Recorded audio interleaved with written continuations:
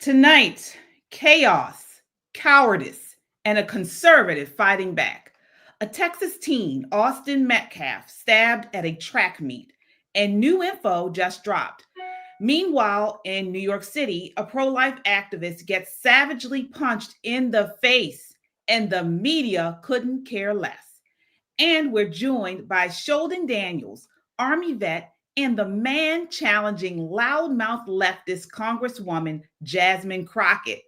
Violence in our streets, chaos in our politics, and real Americans fighting back. We're talking about all of it next. Be leaders ourselves. Black women are being used by the Democrat Party. All of these socioeconomic indicators are in the negative, particularly for Black people. They want mob rule. When Trump was in office, please somebody tell me what act of dictatorship did he perform? She had Donald Trump's hair on top of her head. And she's sitting here talking about brown girl this, brown girl that. Because she's a Black woman. They would ask her how to spell her first name and clap like sea monkeys. Oh, yeah. Whoa.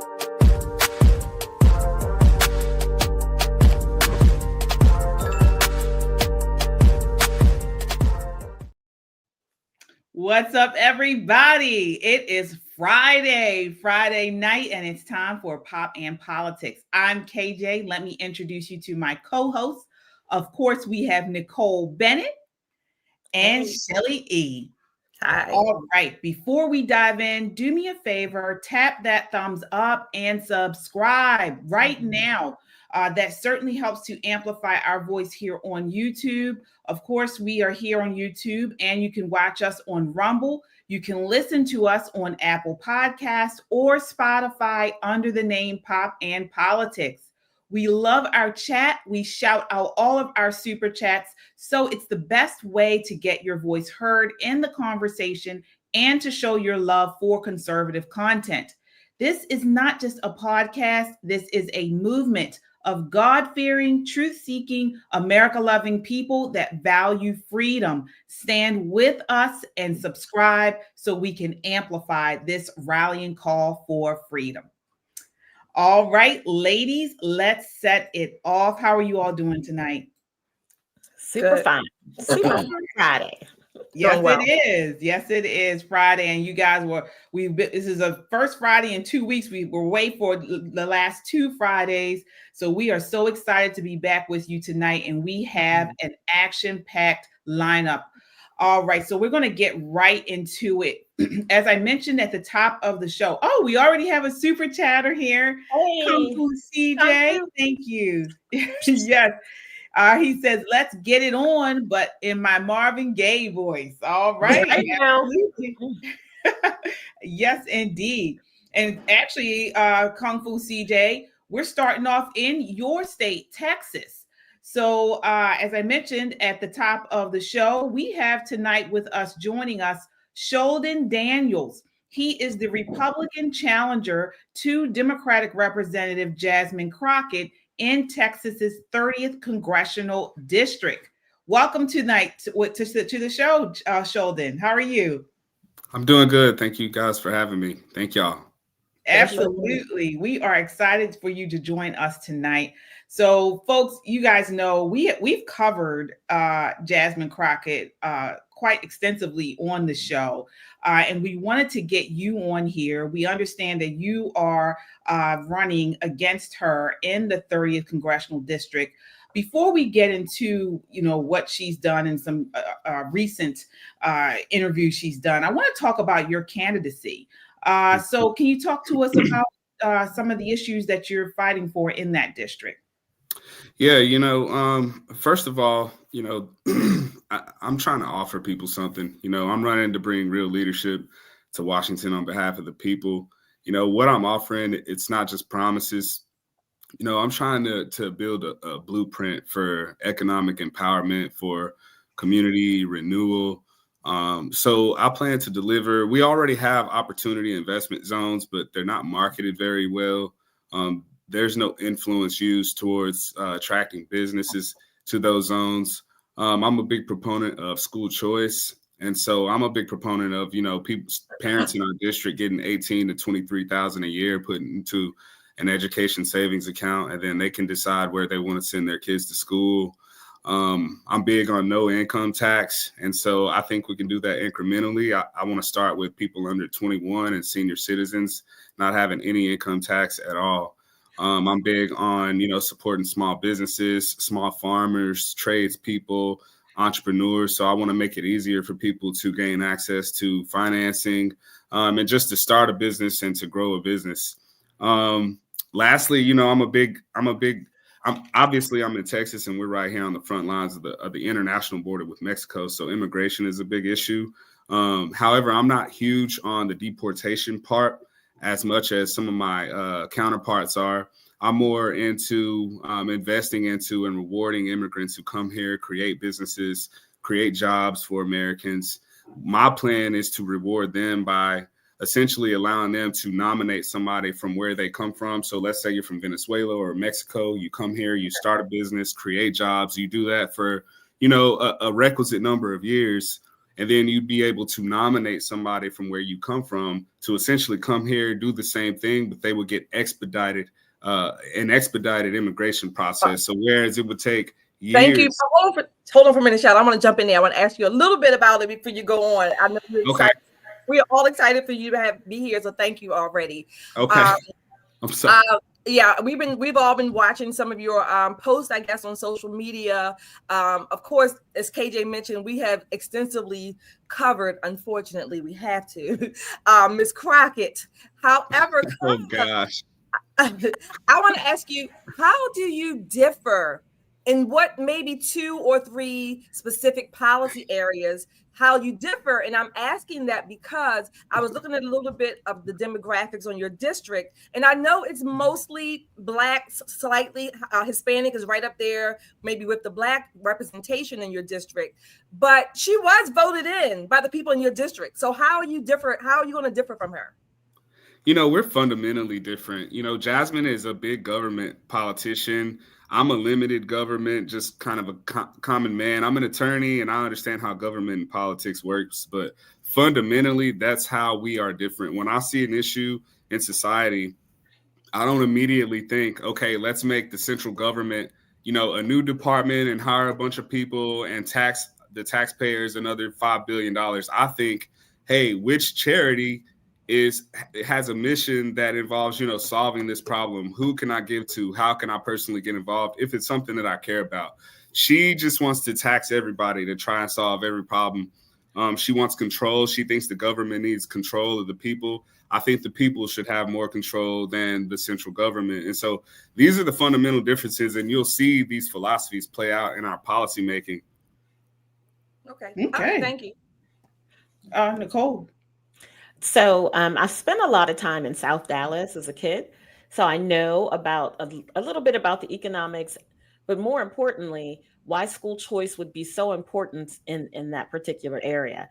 So where kids would have a chance to go to schools with a wider variety of choices, maybe go to Skyline versus going to Lincoln. But with that said, where do you stand on school choice and vouchers when it comes to that particular district? I'm pro school choice. And when it comes to my particular district, I think there are definitely some precincts and some neighborhoods that we would need to treat as kind of like the pilot neighborhoods.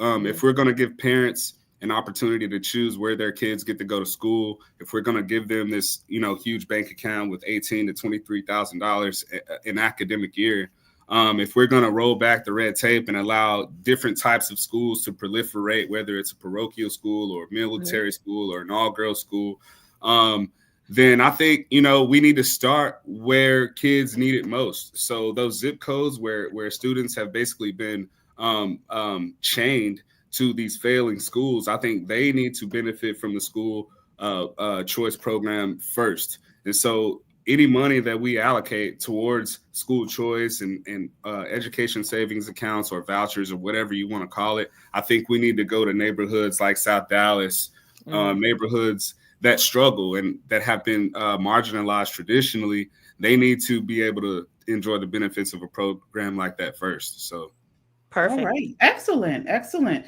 We have a super chatter here. Folks, thank you all so much. I see the chat is on fire. So let's see here. Robin, all right, with the $10 super sticker. We appreciate you. Thank you so much. All right. So I want to get into this clip of Jasmine Crockett. This is a recent clip where she's calling out fellow Congressman Byron Donalds. This is a clip from the Breakfast Club interview where she slams him for being married to a white woman. This is clip 5. Take a look. And if we continue to put people into office, and that even means some of our skinfolk who definitely are not our kinfolk, such as Byron Donalds, who are going to continue to say that, like, I mean, the fact that you sitting around talking about life was better under Jim Crow, like, is this because you don't understand history? Or literally it's because you married a white woman and so you think that whitewashed you? I'm not really sure, like, what it is. Well, but you I couldn't need even be married to a white woman under Jim correct, Crow. correct. And it took Joy to call him out. So I'm like, bruh, like, what are you talking about? Like, what are you saying? Like, he just out here, you know, I feel like they give him his talking points and he's like, yes, massa, I got it. She's such an idiot. This woman is an idiot. First of all, before I get you all in this, what we got to correct her because she's totally lying and she's not putting into context what Congressman Byron Donalds said. He was making a point that Black Americans made more cultural and economic progress under the crushing weight of Jim Crow than under the so-called helping hand of a welfare state. And the data backs that up. So we got to correct her on that. But before I get you ladies to respond, I want to get your response to this, Sheldon, because we see here Jasmine Crockett has constantly looked through everything through the lens of race. She is one of the biggest race baiters, and I say that as a Black woman, married to a Black man, that I've ever seen. How do you respond to that exchange she's just said there? You know, look, this is what happens when you run out of ideas, but I hate to say run out of ideas because she never really had any ideas. And so, you know, all you can do is throw insults. And so we all know, I had the pleasure of meeting Byron at CPAC earlier this year. He's an amazing talent, political talent. And I'm looking forward to seeing all the things that he's going to do. You know, he's a very principled, conservative man. He's a proud Black man. He happens to be married to a white woman.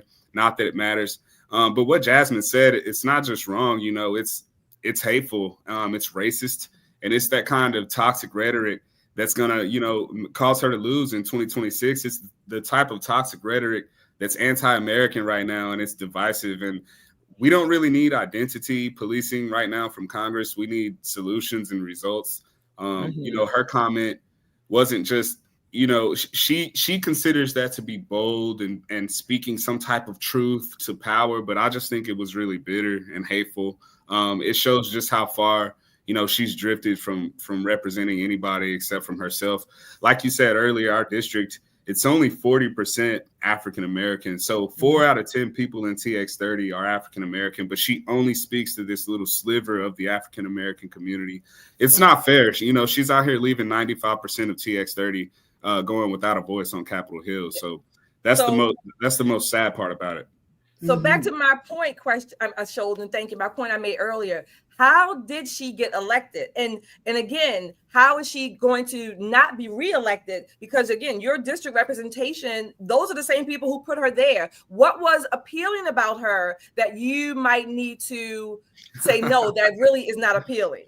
No, it's not what was appealing about her as much as it was, you know, why haven't you guys been putting forth an effort? Why haven't you guys been grooming candidates to be able to run on conservative values in TX30? So to answer your question, you know, TX30 has been, for lack of a better word, it's been conceded ground. They've just allowed the Democrats to kind of run amok in TX30. So what I mean by that is not really even running candidates for the U.S. House seat. When they do, it's not really a candidate that's going to be strong and be a real contender in a place like a TX30. And so I'm really the first real conservative candidate in over 30 some odd years that's even run. Now, with that being said, I've also broken all the records as far as how much money has been raised As far as opponents that Jasmine has faced, I've raised more money than anybody that she's ever faced in this short time that I have been fundraising. I have, over 100 volunteers. I have a headquarters right in the heart of our district. It's looking good. I just got a celebrity endorsement yesterday from Isaiah Washington, famous actor that used to be on Grey's Anatomy. He recently moved to the district and he's now on board with the campaign. And so, things are really looking up. Most of all, though, it's a grassroots campaign and it's my home. I'm the home team. So I know where to go. When I go places, if I don't know someone there, I know someone who knows someone who knows someone there. And what's really happening is I'm waking up the district to my interest in politics. They've always known me as kind of being involved and caring, but now I'm talking more about my politics, and that's really the only difference. Mm-hmm. That's a good difference. That's a good difference. I being in politics here in Maryland for a number of years, I get the concept of districts that have been kind of written off, where they say the numbers just don't work. There's only so many dollars that we have to go into campaigns. Right. Very, very different, though, when you're talking about districts like this, once they elect someone whose eye is on a much bigger prize. Right. So for lack of a better term, she is being a social climber. And this is the way that she thinks that she can make it on a national scene, and she has. Right. And I think in a large kind of way, she's trolling everyone. We all know that Black women in the Democrat Party go together like peanut butter and jelly. And she's literally focused in on just Black women and making sure that they understand that she's for them. So whatever her next step or perceived next step is going to be, it'll be based on that. You seem to be the antithesis of, how can I put this nicely?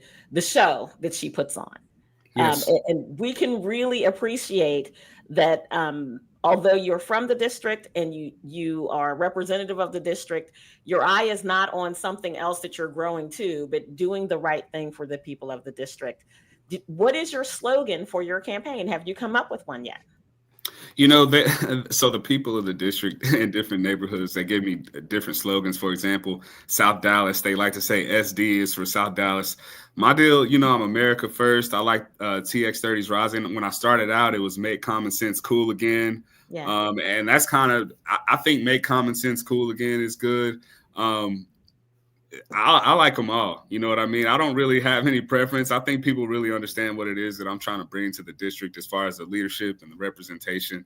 I'm trying to be a voice for the people, even in my campaign. And so it's not even really about me. It's more so about showcasing the beauty and the talent and all the great things that we have to offer, as opposed to, painting us with this big, broad brush of ignorance that Jasmine Crockett tries to do. And so I am the antithesis in that respect.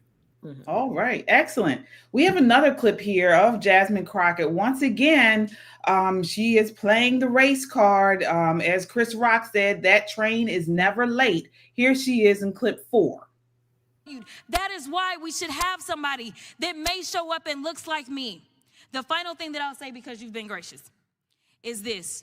When I first became a public defender, I had no criminal defense experience. And I walked in and I told my boss, Charlie, I said, listen, you should hire me. He said, why? I said, because I'm Black. Charlie looked at me like I was crazy. Because you are crazy. So before we get into this, I want to acknowledge our super chatters here. Folks, thank you all so much. We certainly appreciate you. I thought we had do we have another one here? Yes, we do. Let's see here. Ezra Tree with the $5 super chat says, hello, ladies. Really great show tonight. Hello, Mr. Daniels. I'm in Maryland, but if I was in Texas, you would no doubt get my vote. Crockett is crooked. Absolutely. And so this is a good question for you, Sheldon, as an attorney. What is she talking about when she said that? That, it's because I'm Black. That's why you need to hire me in the public defender's office. It's funny because when I first announced that I was running, I made a video. I posted it on TikTok and I go, the only reason that this lady was elected is because she's a Black female, which was, that was the two criteria that her predecessor, Eddie Bernice Johnson, said she was looking for and whoever was to replace her. And so it's funny now because all her supporters like, oh, that's so disrespectful. And then she comes out and says, she gets her first job because she's Black and obviously a female, right? And so she admits it. It's hard for me to take Jasmine seriously at this point. I know I'm laughing and I'm smiling. It's because at this point, I think it's clear where her priorities are. Clearly, they're not with the people. They are not with America. And she says these outlandish things to stay in the headlines because, she has these T-shirts and these clapback accessories that she sells on her website, and she uses this to fundraise. And so I get it. But at the end of the day, the people at TX30, we need real representation. Most of the people in my district are very hardworking. It's a lot of small businesses. We don't need handouts. We need opportunity. We need somebody there who's going to work with whoever is in power, right? And not be up there to just hate on people, but to take whatever arrows, take whatever heat on behalf of TX30. And that's what I'm willing to do. I don't care what people have to say about me so long as people back home are winning. That's all I care about. I do have another quick question, and I think Shelley was kind of insinuating this. In TX30, I believe is historically Democrat. So how do you plan to connect across party lines to get those maybe blue dog Democrats or independent-minded Democrats? It's weird because it's, politically people have voted Democrat because, like I said, TX30 was created essentially to give Black and brown people, so to speak, a voice on Capitol Hill. And this was done during a time where a lot of African-American people were voting Democrat. Now, they vote Democrat, but their values are conservative.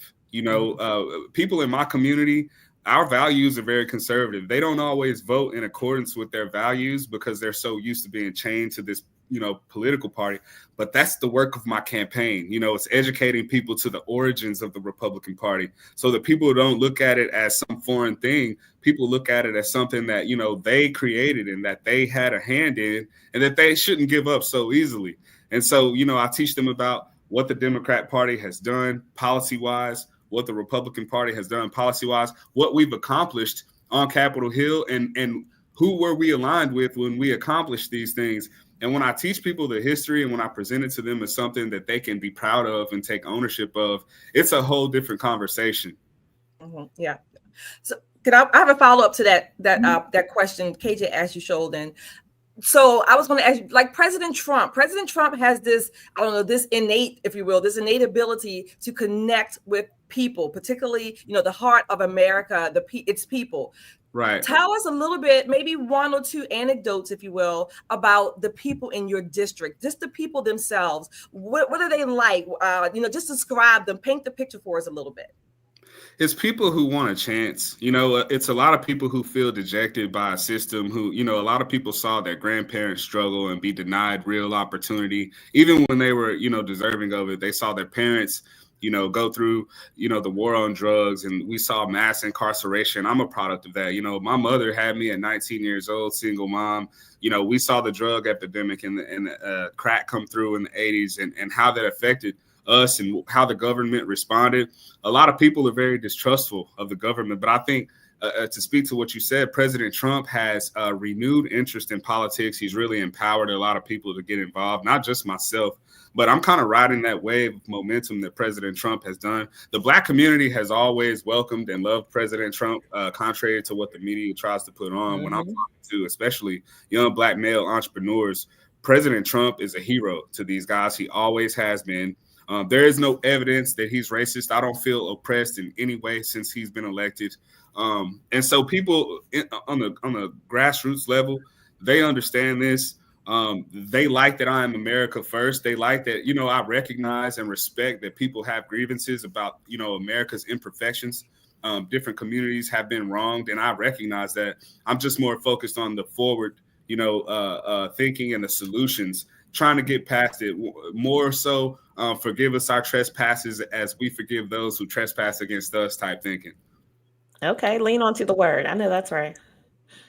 Yeah, absolutely. Well, Sholdon, you have our support. We know that we need you in Congress. We need, now, even though we're here in Maryland, it would really help if we had you, another Republican, constitutional Republican in Congress. So we know that this is an important race. One person you on this panel that you definitely need to connect with is Nicole. Nicole is on the leadership of Black Conservative Federation, where they assist Republicans all over the country with campaigning and that you can tell them, Nicole. I'm sorry. Wait a minute, Nicole. Before you do, I'm sorry. Okay, I was just thinking, Sheldon. I didn't want you to leave before I asked you this. Okay, it's near and dear to my heart.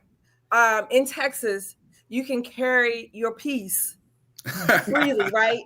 Yes. Okay, thank you. Yes, you can. Yeah, so just double checking, making sure. It is still Texas. Mm-hmm. Yes, ma'am. Oh, but for now, if people like Jasmine Crockett have her way, they will probably take away many of those gun rights. Right. So we have a super chatter here. All right, Brown Eyes with a $20 super chat. Thank you so much, Brown Eyes. She says, I don't live in Texas, but I will donate. When you spoke about reparations, you turned some people off. That is not my main focus, but what you can say or do to get those people back on track about voting for you. Oh, she's asking a question. Mm-hmm. So I don't know what you said about the reparations, but she was asking that. Mm-hmm. But what can you say or do to get those people back on track about voting? If those people are deciding whether or not they want to support this America First campaign, this TX30 Rising campaign, based on something that's not even really an issue on Capitol Hill, it's not an issue that I'm hearing at all as I'm going out canvassing and talking to people, then, this may not be the campaign for those people. The people in my district have issues that they care about, 4 or 5, 6 of them. Reparations is not one of them. I have not one time heard anybody say, I want you to go up there and get us reparations. The most liberal or should I say radical, politically radical thing that I've heard is people want me to vote to legalize cannabis. If that comes up again, I have no problem doing that. If reparations comes up and the whole country is trying to pass reparations, I'm not going to stand in the way of that. But here's the thing. I'm not championing reparations to try and get to Washington, D.C. I'm trying to fight for things that people in my district want right now. My district is only 40% Black. 60% of the people in my district would not directly benefit from reparations. It would be foolish of me to run to a campaign for a small sliver of my district when I represent nearly 1 million people, right? Exactly. It's just not fair. And so I'm there to represent all of TX30, not any particular special interest or PAC. And so that's what I'm running on, things that benefit all of us equally. Yeah, I really like your opinions on school choice and the economic issues, because having an opportunity zone is great, and except if you don't really use it to its full capacity. And so that happens a lot. You see a lot of places that have opportunity zones, but nothing's really happening there. There's really no life, no vibrancy to it. And right. with this particular community, with that mix of population, the diversity there, this should be a thriving thing. Exactly. That's the difference between Jasmine and I. The two parts to being a U.S. representative outside of the legislative duty, right? Passing laws, repealing laws. You have that influence that is inherently bestowed upon you just by being a U.S. representative. That influence should not be used making TikTok videos and trying to, further your personal brand. That's where you swing your influence to try and improve these places like these opportunity investment zones by taking these meetings with people who can come back and benefit the people in your district. See, I'm connected with my district. I know who has the trucking company. I know who has the barbershops, the beauty salons, the home health care companies. I know the people and how I can help them as I'm shaking all these hands, and I know how I can directly impact their lives just by recommending their company or just by inviting somebody back to the district for some tacos or steaks and saying, hey, I got some people I want you to meet. That's how you're supposed to use that influence, not by making social media videos to further your own brand. That's the difference between she and I. Yep, absolutely. It sounds like you really care about the people in your district, and that's definitely needed.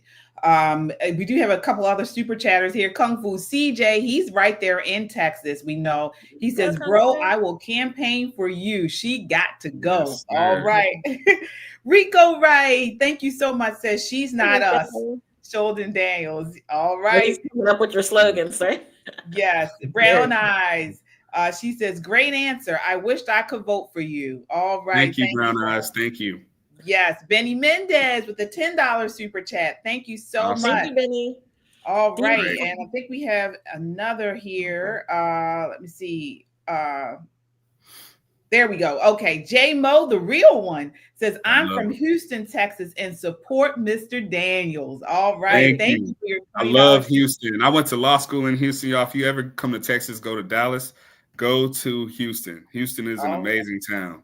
All right, we will. So before you go, how can people donate or volunteer, or what do you need for your campaign, and how can people connect with you? You know, we absolutely need donations. We just signed a lease a few days ago on a space. It's on Jefferson and Polk in the North Oak Cliff area. If you're local, come by and visit us.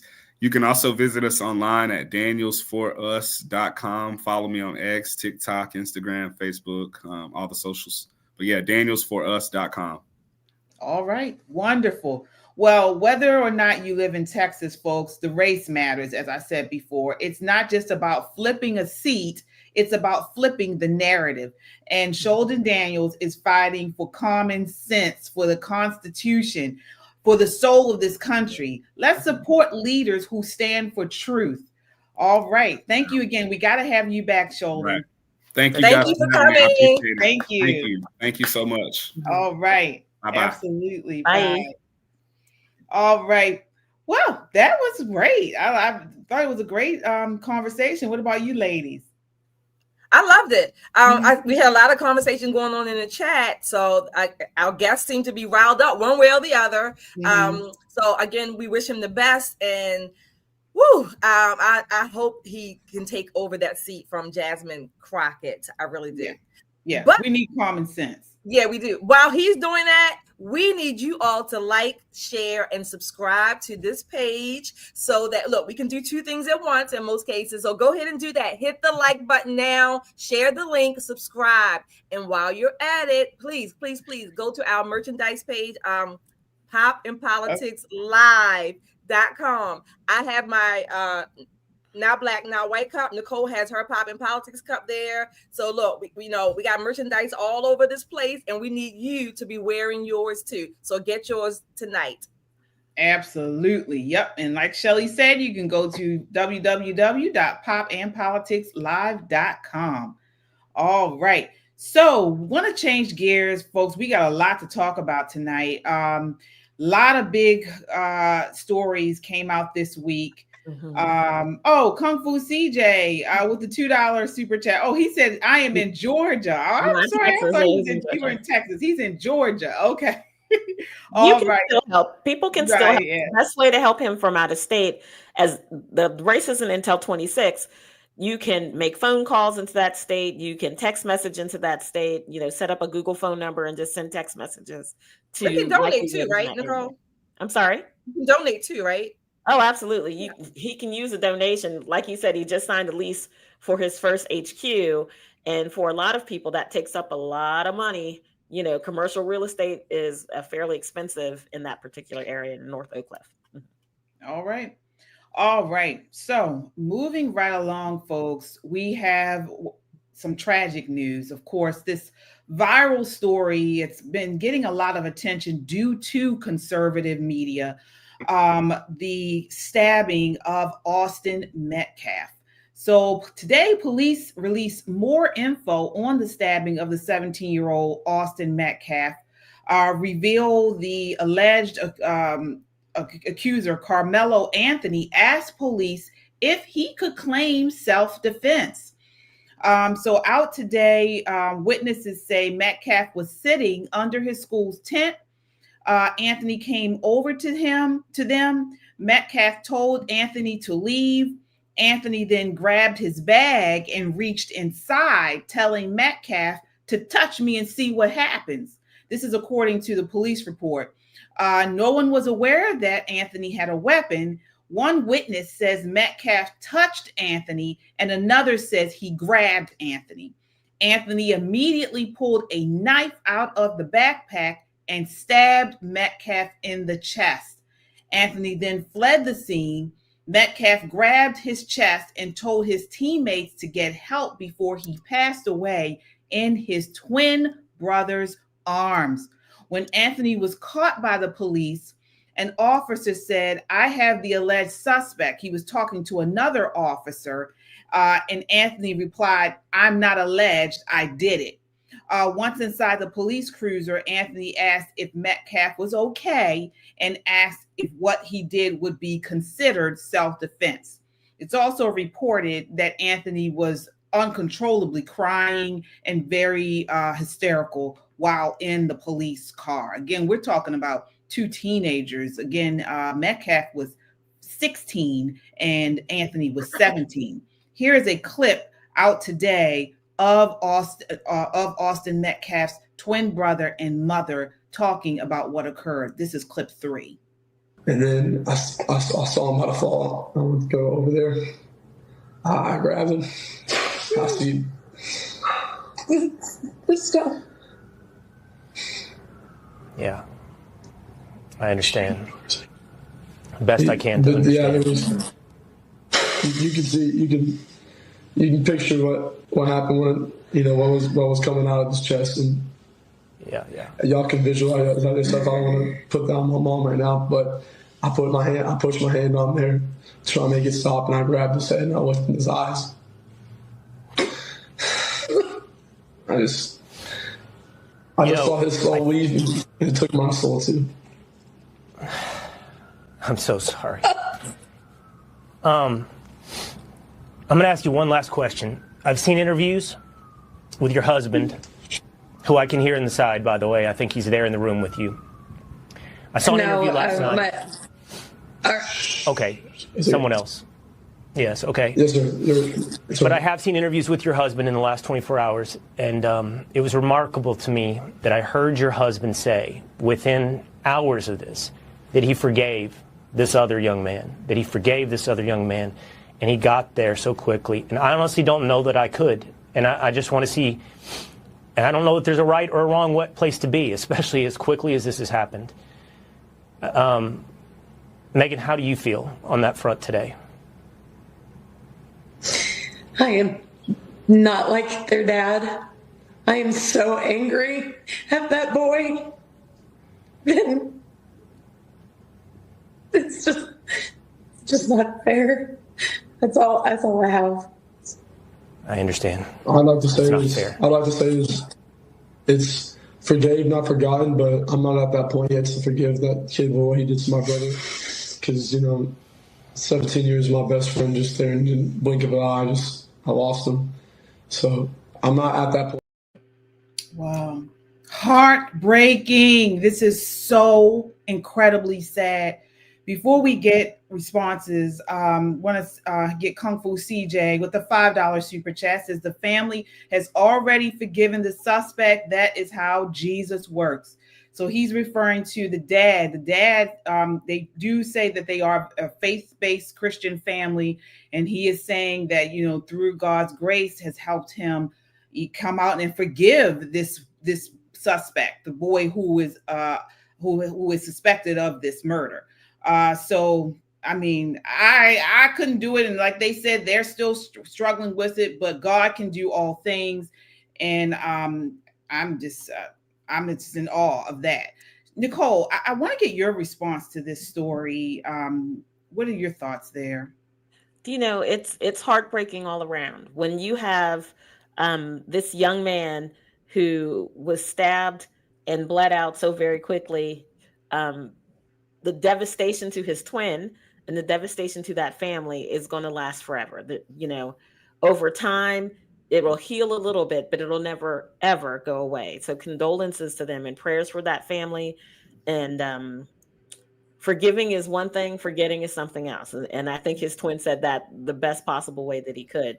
Now, when we talk about the suspected murderer, there's something going on there. His actions don't speak of a linear thinker.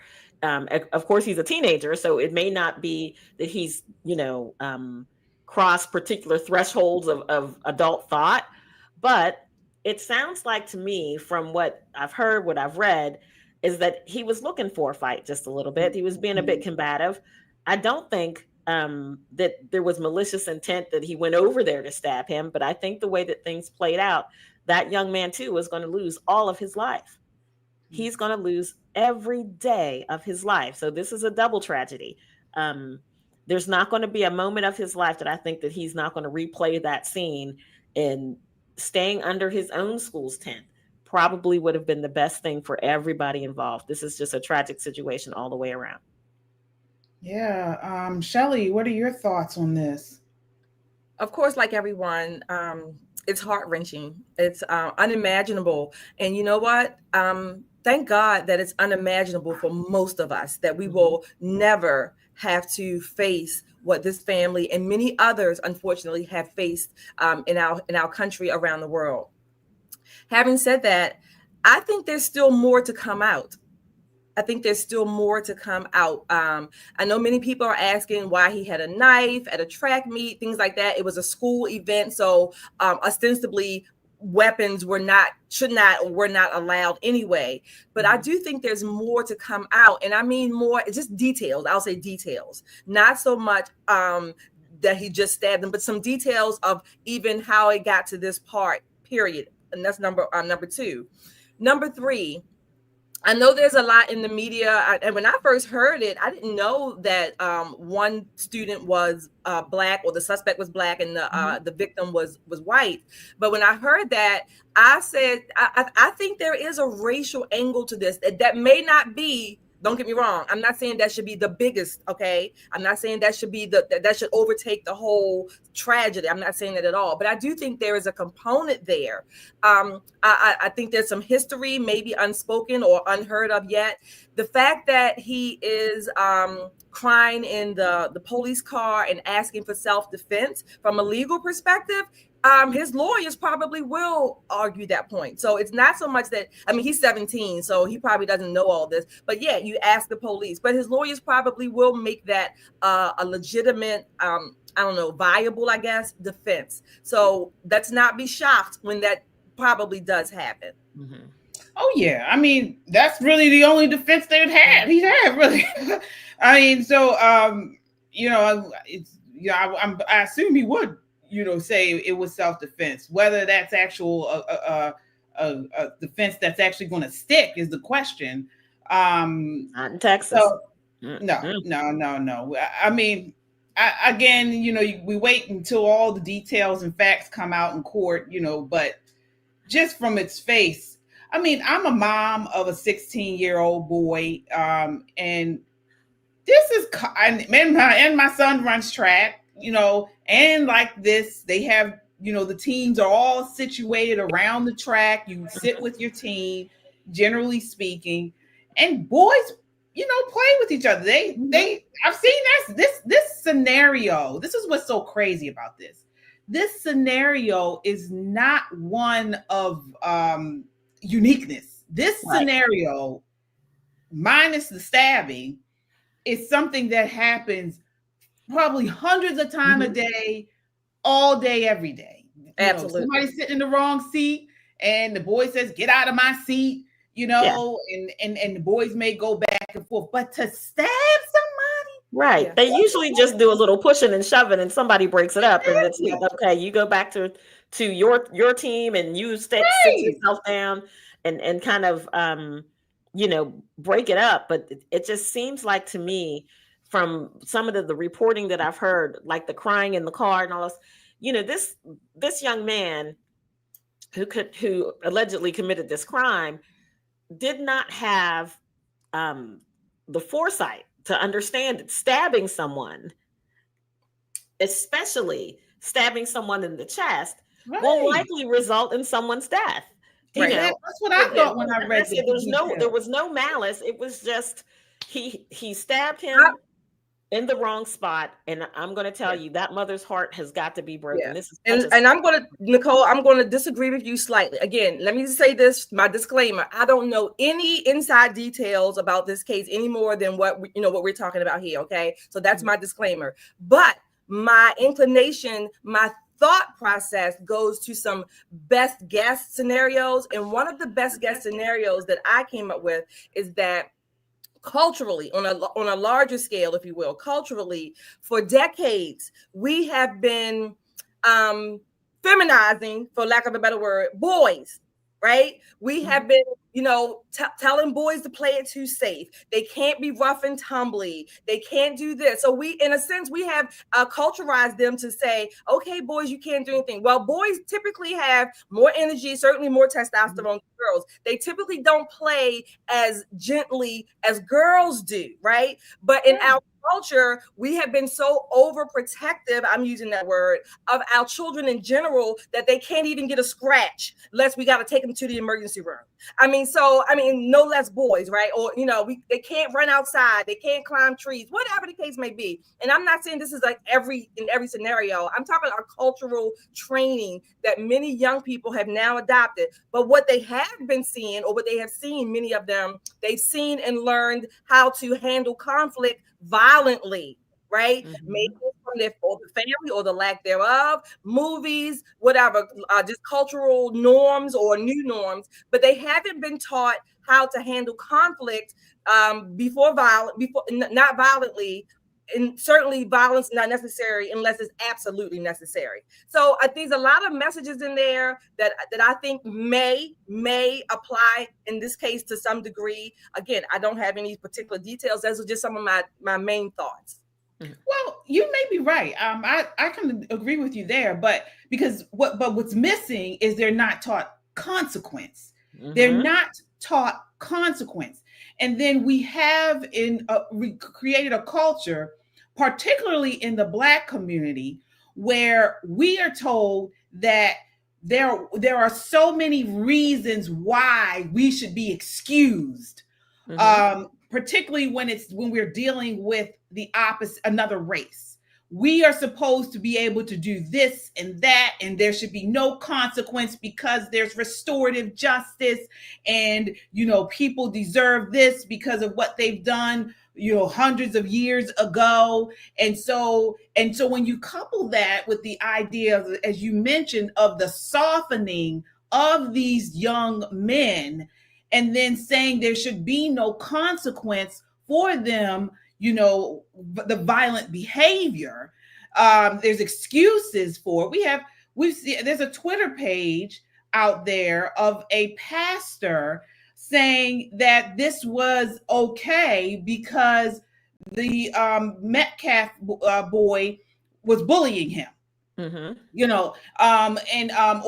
he's also saying it's due to white supremacy.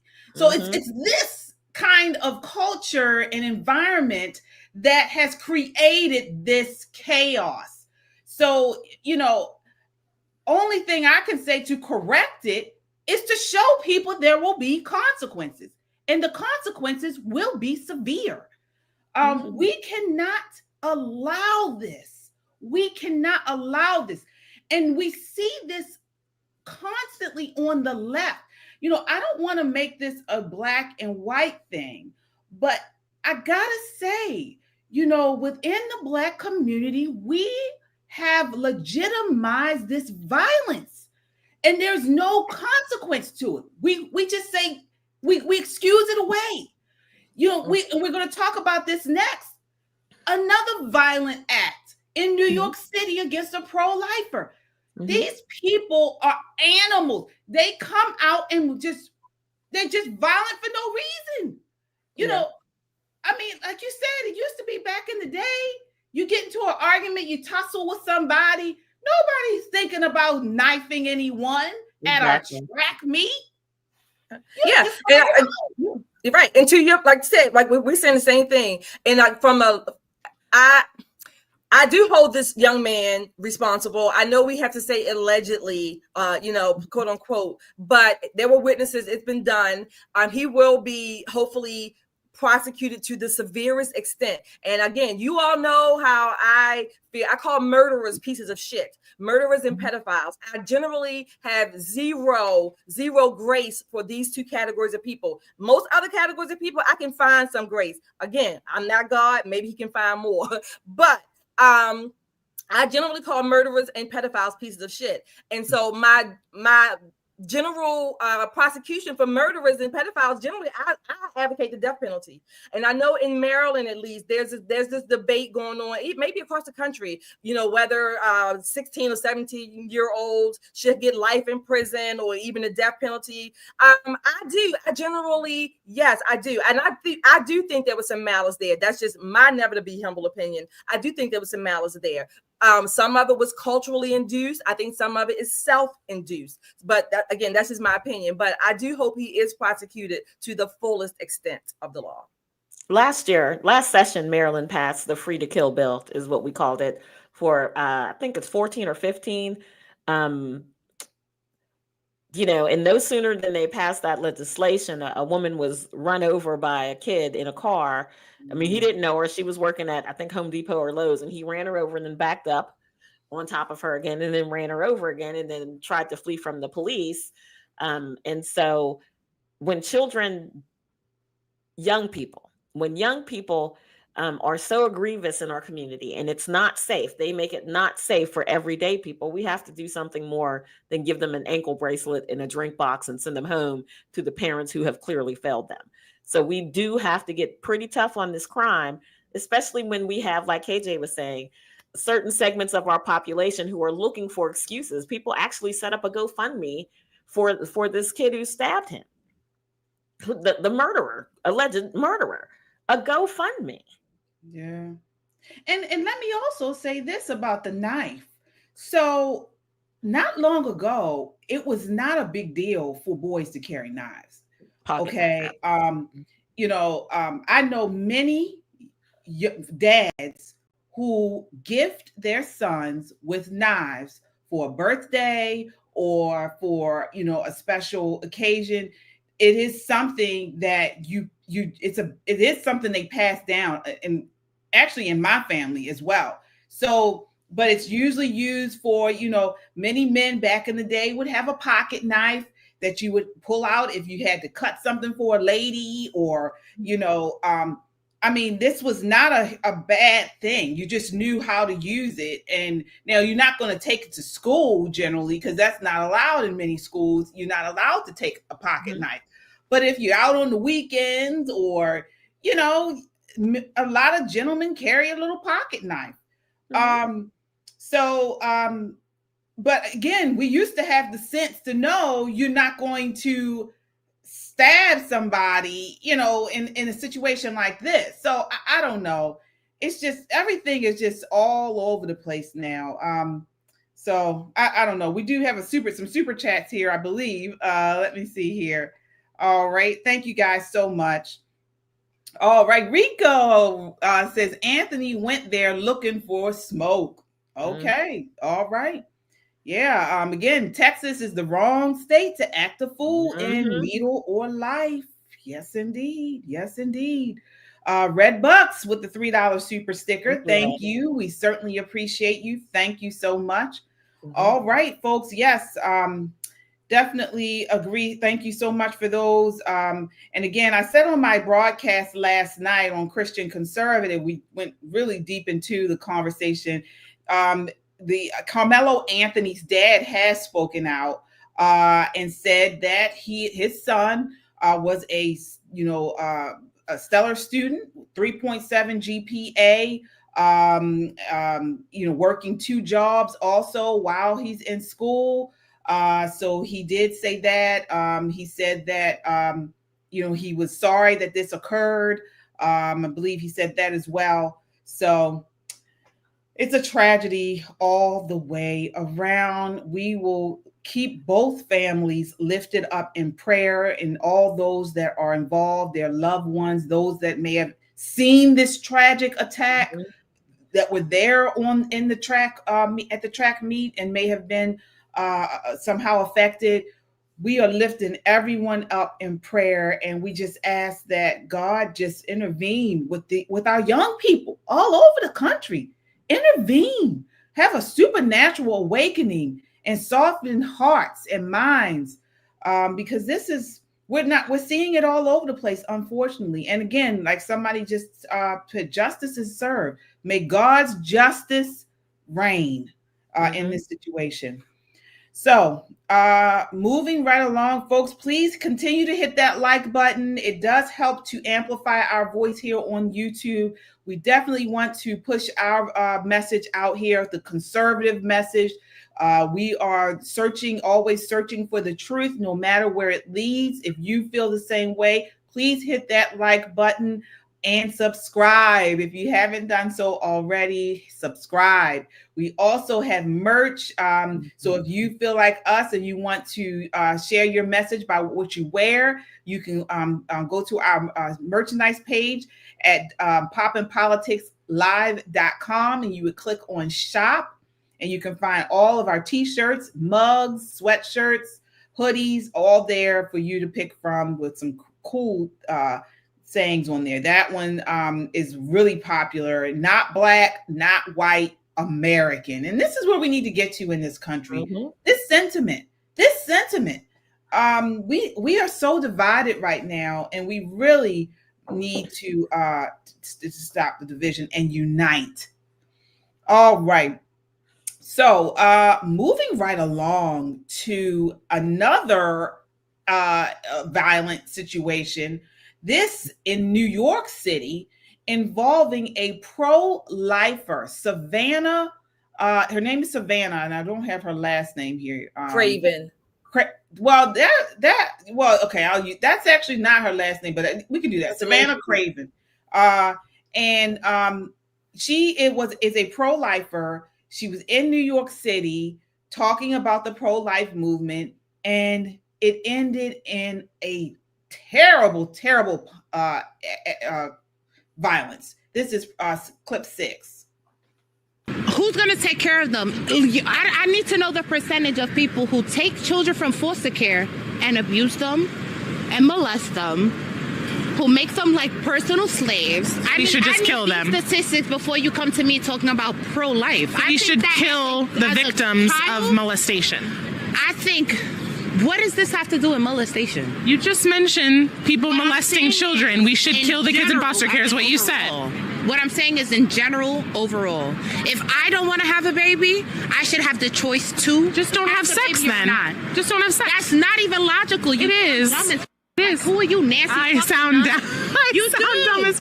Okay. It does, because even as teens, people explore. And it's like, as funny as you want to be, people should still have the choice. So you went from saying that my outfit was really cute to saying I'm an effing idiot. That's so mean. But I think that your point of view is very obstructed, and I think that you just don't understand the magnitude of having a child. Yeah, well, I'm not the one who admitted they would be okay with killing babies in foster care and killing children that have been abused. That's not the point. What I'm saying. That's really.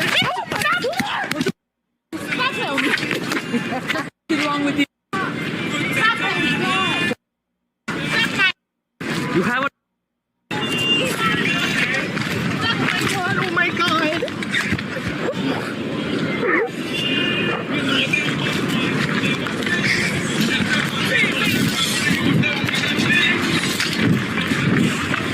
Hey! What the f did you do?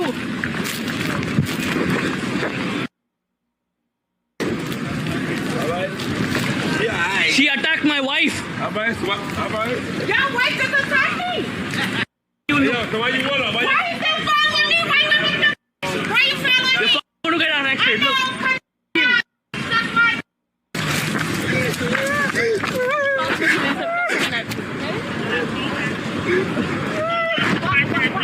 Don't worry. She just punched me in the face. We were just doing a street interview with my camera, and everything was fine for over 20 minutes or however long we were filming, and then she just punched me in the face. Oh my God. Let me tell you something. I can't speak for Nicole, but if that were me or that one up there, Shelly, we'd still be fighting. You hear me? We would oh my God. Would still be the story would have been totally different. I would have stomped a mud hole in that girl. Oh my gosh. We would still be fighting. Shelly, it would be the girl wouldn't be here. Yeah.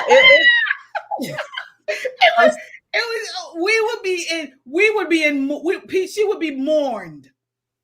and we would be already hooked up somewhere. It's you know what? It's been a draining week, to say the least, right? Emotionally draining, and we are not even directly involved, but it's been emotionally draining. When I saw that, as awful as it was for Savannah, you know, I think her husband was there because he said, you know, she attacked my wife. But the people around, did you see those bypasses just look like, you know? Yeah, that's another thing. If I was standing there, I would have grabbed that fat bitch by the hair and dragged her until the police came. It would have been that wasn't her hair. You would have to grab her by one of those rolls on her back and drag her back. I would have put my knee on her back, and she wouldn't have got up until the police came. No, that's right. But they let her walk away. This is the part. This is again part of we talking about this culture of violence, if you will. Someone mentioned it in the comments. I say it often. I'm free speech, but do not put your hands on someone unless they put their hands on you. I mean, that's just it. I mean, again, that I don't even know what to call her. It's so angering, and she just walks away. I hope they find her, and I hope they prosecute her again to the fullest. I really do. Her face is all over, blast this all over, and not only for Savannah, but things like this happen. They are happening too frequently.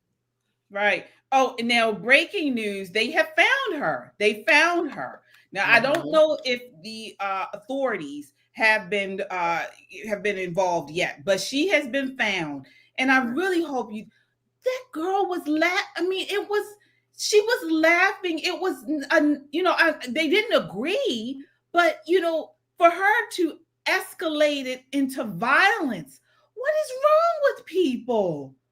Because we can't debate anymore. No, you can't. You can't say that I'm wrong about anything without me taking that as the personal affront nowadays. People have gotten, again, I say this all the time. This started when people started getting participation trophies, even if they didn't participate. We have to learn as a society good sportsmanship. That's why we have gym in schools for kids, so that they learn not everything is going to be a win, and you live to fight another day. She could have wandered off. She could have gave her the finger and walked off. She could have done a lot of things. As someone who has done plenty of man on the street type interviews, you can feel the energy shift. And God bless her husband who was working the camera and whatnot. But usually we go out in groups of 2s and 3s just for this kind of reason. And that way, so somebody could bail my crazy self out of jail when it gets real. But I'm going to tell you, New York City, worst that's going to happen to this girl is she gets maybe a civil summons and maybe pays a fine. But Nicole, this is what we were just talking about. This is why it continues to happen, because these people are not held and not given consequences. Exactly. But how do you change that? When you think about just the complete opposite, let's talk about what happened to Bevelin, right? She didn't punch anybody in the face. She didn't try to, assault somebody and abscond. And she went to doggone federal prison. Right. Federal prison under the quote unquote Faces Act. So here you have this woman who voluntarily submitted to this interview. And when the interviewer got the best of her and made it a point to point out that she was talking in circles, rather than just walk away, she chose to physically assault this woman on the corner.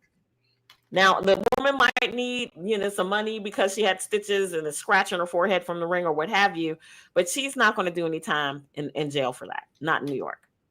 Not at all. In fact, they'll probably blame the girl who was doing the interviewing. This is crazy. This is madness. It's madness. But folks, this is what happens when you devalue life, all life, from the womb to the tomb. Before the tomb, I should say. This is why you become violent. It's easy to strike out at another person. All they're doing is talking. I mean, the girl Savannah was very pleasant. She seems like a sweet young lady, and this is what happens with these nasty, ignorant, violent leftists. An abortionist, pro-abortionist. They don't care if they're for abortion on demand. What do you think they think of us? they don't see value when they see another human being. Nope. They don't see value there. Nope. Nope. And this is why we're always so we're pushing the pro-life movement, because if a society devalues the most innocent, when it becomes unsafe in the womb of a mother, no place is safe. No place is safe.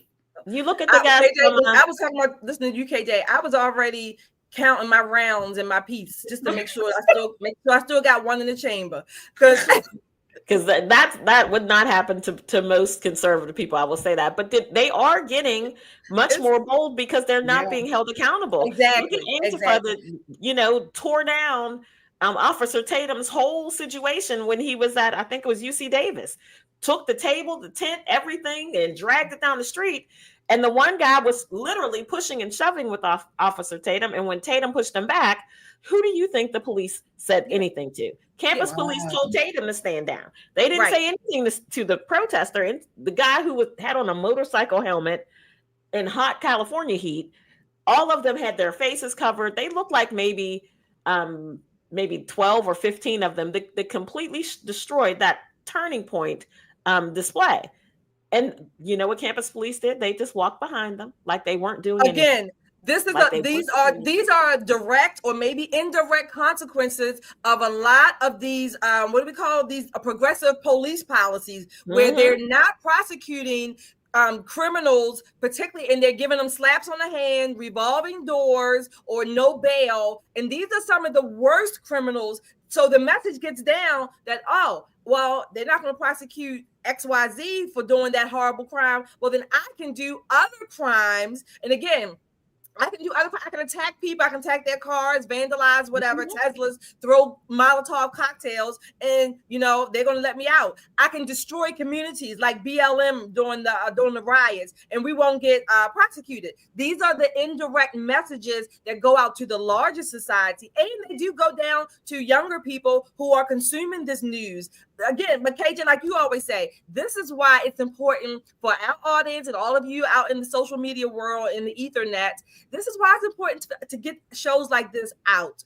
Please, please, please. I know this is a shameless plug, but I think it's pertinent and it's important to say it. Share, like, subscribe to our channel so that you can have this counter voice, if you will, in the media, because we don't just talk about the issues from a racial perspective. We do that when it applies, but we also go after, if you will, to use that lingo, go after the media at large to correct their narratives that get filtered out all over the world.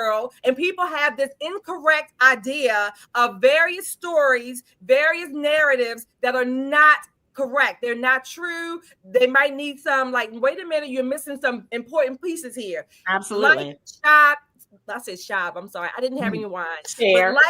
Like, share, and subscribe. Like, share, and subscribe. I have hot tea in my cup, not wine tonight. Like, share, and subscribe. And here's another clip of Savannah. So this is directly, or I should say immediately after the attack, and she's explaining her injuries. This is clip 2.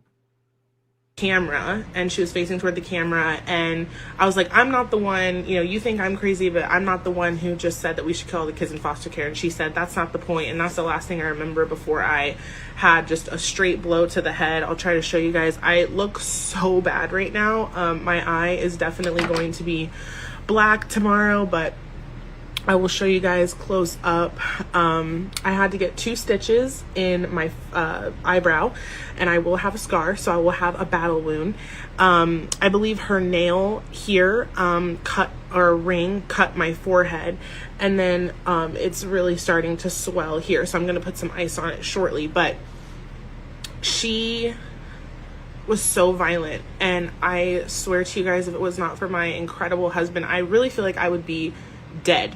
Yes, James, she literally tried to abort me, and just as violently, well, not as violently, but she was on her way to violently killing me, just like how they do to babies in abortion every single day.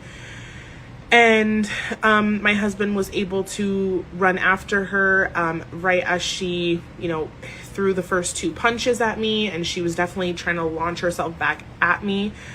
And then, Connor, you're right, I need to put some ice on it now. Babe, could you give me some ice? My husband is so helpful. I literally think I still have like some blood on my neck. It's crazy. But then she was gonna launch back to me, and he actually was able to like block her off of me and avoid any further destruction of my body. So that was really good. You guys, I don't know how many times like I need to say it or to show it. Like, obviously I don't even need to say it anymore, but the pro-abortion side is violent. They don't care about life in general. It's not only just not caring about babies. They don't care about human life. They actually hate life. I assume that this woman probably got some ice, you guys. Thank you. Probably had an abortion. Yeah, I think something, because that's what triggered her when Savannah said the thing about, so you're just going to kill babies or whatever. I don't know what happened. That seems like it set off something. You know, the demons really came out. So I don't know what happened there, but folks, we're going to have Savannah on Monday, so she will be joining us on our Monday night broadcast right here at 9 p.m. on this Monday, this coming Monday. So definitely hit that notification bell so you know when we go live. She will be here on Monday to share, update us on what's going on with this. But yeah, I mean, this was insane. We do have some super chatters here, folks. Thank you all so much. One conservative chick with a $10 super chat. Thank you so much. Says there should be punishment. However, the fundamentals are keep your hands to yourself. Yes. Absolutely. Absolutely. Yes, indeed. One conservative chick with a $5 super chat says, glad I found you, ladies. See y'all on Nick Cannon. Love you now. Wow. Yeah, people are talking about that. Please put a link in there. Yes. Please share the link for that episode if you can, so we can figure out what we want. We didn't know we wanted Nick Cannon. Colin with the $10 super chat. Thank you Colin. So much, Colin. Thank you. Yes, so we are going to, like we said, follow up on Savannah's story. She will be back here on Monday. She will be with us at our 9 p.m. show. You will not want to miss it. We're going to have her here. We're going to ask her all the questions and find out the latest on this person who assaulted her so savagely. And I see some of you guys in the comments saying, I can't believe KJ said that. You guys. Nope. No, we're not doing any of that. Let me tell you. First of all, I wouldn't have, while doing the street interviews right there, I would have had my hair in a ponytail. I would have already been, I am waiting for somebody. It's not if, it's always when. When is this going to pop off into something crazy? Yeah. So I don't like to. I don't want to, go there, but you have to protect yourself. Conservative people, if I can make this comment, conservative people have got to stop this thing where when people are aggressive with you, that you're like, oh my God, back down. There comes a time in life when you got to take your earrings off, snatch you a ponytail, and throw them, right? To protect yourself. I'm not talking about going out and hurting other people. But when there's a physical affront to yourself, you don't stand there and just be a punching bag. You have the right to defend yourself. Absolutely have the right to defend yourself, especially in a place like New York City where the cops are just going to come and take a report. She'll get maybe $25, $50 fine. And if you can find her, and if she has some money, you can sue her for a little bit of your medical bills when they hear your case in about 15 years, right? So at that point, it's a freaking free-for-all. There's no way that she's punching me in the face and walking away down the street. There's no way. So sad. And folks, we're used to this. We are here in the Baltimore area. We've done street interviews, like Nicole says. We've been in the belly of the beast here in Baltimore. We've done protests. Drag queen story hours. And the crazy thing is the leftists in areas like New York, like Philadelphia is really bad. Philadelphia, Baltimore, Chicago, Detroit. Chicago, right. we know we know how these people are. We know they are unhinged. They are unhinged. If you are not from these areas, you may not understand it. Yeah. But these folks are unhinged now. They really are. Yeah. And I love going out talking to people. I mean, I talk to almost anybody. Right. I love going out talking to people. 99% of the time I have my, I'm my peace protected. And I try not to have too much in my hands, right? It's just certain things you especially when you know your area, you're kind of more aware.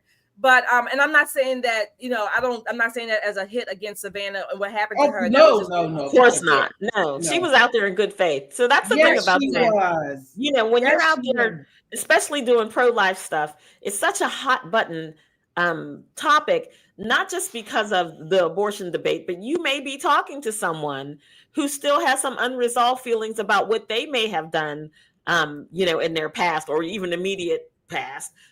And they may be raw. They may feel some kind of way. But when that energy shifts, when you're talking to somebody, it's exchange of energy. When that energy shifts, you have to be very aware. And unfortunately, she was still mid-sentence when this woman attacked her. Still mid-sentence. And kudos to her husband for putting his body in between them. Right. Because, this woman looked like she probably would have tried to hurt her severely. She would have, yeah. Given the circumstances, and the people just walking down the street like it ain't nothing, like nothing's happening. And you saw, I don't know if we played the clip, but she had to get stitches over her eye, and all types of things. So this was a pretty hard hit. Thank God that it didn't puncture her eye. She has a black eye now. Mm-hmm. Yeah, this was a pretty hard hit. So that's why when we do our street talking and things, and we generally will get, and you're in a land of leftists, so you generally get people who don't agree. I'll go so far. I'll talk to you so far, but when it gets to a point where I can kind of see that this person is getting, like you mentioned, Nicole, the energy is changing, I just end it. I say, okay, we agree to disagree, and let's just stop. Let's just stop, because again, it can end just like that did. It can end just like that. So we plan for healing for Savannah. And again, she will be on with us on Monday. All right. We do have some super chatters here, folks. Thank you all so much. We certainly appreciate you. Let's see here. All right. We have here. Oh, did I get them all? Okay, I did get them all. Okay. Okay, thank you all so much. All right, folks. Well, that does it for us tonight. We will be back on Monday. So again, Monday with Savannah to give us the latest update on this assault, and hopefully the justice will be served. At least we hope. We do pray that that is the case, and this demon fat woman is put behind bars. I actually thought she was trans, but it looks like she is a woman. They have confirmed that. I thought she was a trans woman. Because that's what I thought too. I thought that too, but they did confirm. I saw right that's what I thought that she was somebody who was in transition. I didn't know which way. I don't know. You're muted. You're muted, Shelly. You're muted, Shelly. Oh, I thought she was too, but I don't think she is. Okay. Yeah. Okay. We have another super chatter before we leave. Oh, we do. Oh, okay. Oh, Allie. All right. Yes, Allie with the $10 super chat. She says, I'm a feisty Italian, and there ain't no way hamburger heifer would walk away without a smackdown from me. Yes, Conservatives need to stand up and for themselves. Absolutely. We have Colin here. We have Colin. I'm not sure how you pronounce the last name, so I'm not even going to try it. Okay. Let me see. I didn't see it. Okay. Colin, I think we got everybody. Yeah. Okay. There it is right there. Oh, it was just the $10 super chat. It was the $10 super chat from Colin. Yes. Thank you, Colin. I thought I got that one, but yeah. Colin. Thank you. Yes. Thank you, Colin. All right, folks, that does it for us tonight. Thank you so much for spending your Friday night with us. We certainly appreciate it. And again, don't forget to like, share, and subscribe.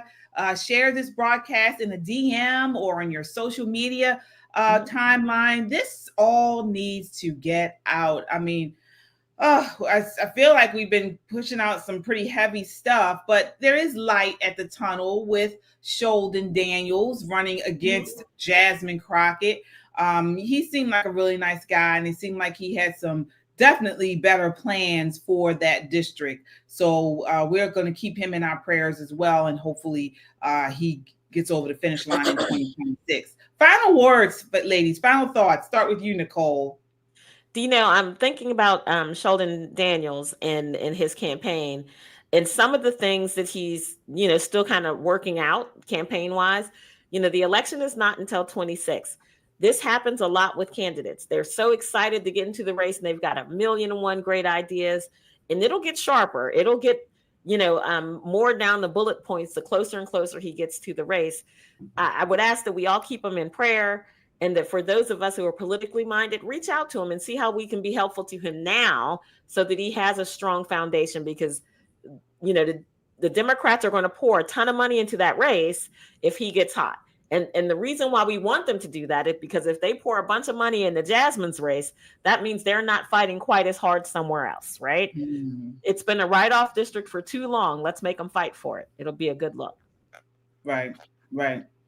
Final thoughts, Shelly?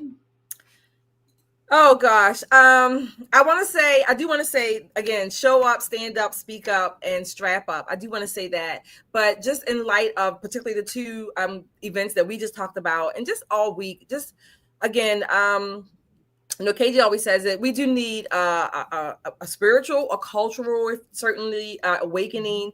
We have too many young people who are just, I'm going to call it living on the edge, and they need to be turned around. And adults, we have to be adults. We cannot be afraid to be adults. That's just it. So take it for what it's worth. Do what you can do in your sphere. And let's just go from there. I'm just very disheartened this week with these incidents. So prayers to all of those people, those families. Absolutely. And family is key. Family is key. For all that talk Jasmine Crocker did, talking about Byron Donalds' comments about Black people did better under Jim Crow, we did, because we didn't have the government in our lives. We were not dependent. We didn't have that dependent victim mindset. And when we say we did better, I mean marriage and family. Our families were strong. Black marriage rates were high.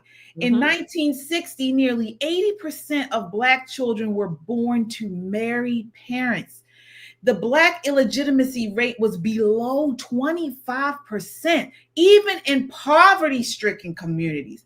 This is a stark contrast to today, where over 70% of Black children are born to single mothers. Folks, this matters, but we are constantly told by the Jasmine Crockett types, by the Maxine Waters, that we need government to assist us, to bail us out, to be in our business, our families. We don't need strong men. We don't need God. It is a lie from the pits of hell. And that's why this channel, Poppin' Politics, is here to put the truth out there. And we're going to continue speaking the truth, because guess what? The three of us are smart, edgy, and conservative. And we're bold, and we're not playing. Share, like, and subscribe. We will see you guys on Monday night. Until next time, count your blessings and live a life of purpose. Good night. Good night, everybody. We should note, again, and you and I have said this in the air many times, there is no evidence that Joe Biden was, involved in any wrongdoing. Of course, want to note that there is no evidence that Joe Biden or Hunter Biden has done anything wrong. I just want to reiterate. And let's be clear for the viewers. There is no evidence Biden did anything wrong. Governor, you got a second? Literally talking to the president right now to specifically answer the question of what we can do for you and your daughter. Can I hear it? Can I hear your call? Because I don't believe it. This is why independent media is so important. Thanks to people like you, patriots who love America and stand for truth, we're making a difference. Together, we've turned them off, called them out for their lies and propaganda, and held them accountable for their disdain for God-fearing, freedom-loving Americans like us. But we can't stop here. It's time to take action with our dollars. Let's make 2025 the year we double down on our commitment to values-driven choices. Vote with your dollars. Support Made in America. Back companies that honor our families, faith, and country. We found an exciting way to make this switch, and we want you to join us. Check out www.popandswitch.com and click Yes, I Want to Make the Switch. It's that easy.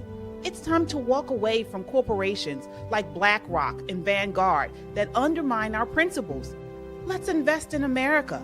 Let's support businesses that share our love for this country. You don't have to take on everything at once, but you can start here. Join us in making this one small yet powerful step. Visit www.popandswitch.com. Click the link and schedule a call with our team to learn how you can make the switch. Together, we can create real change.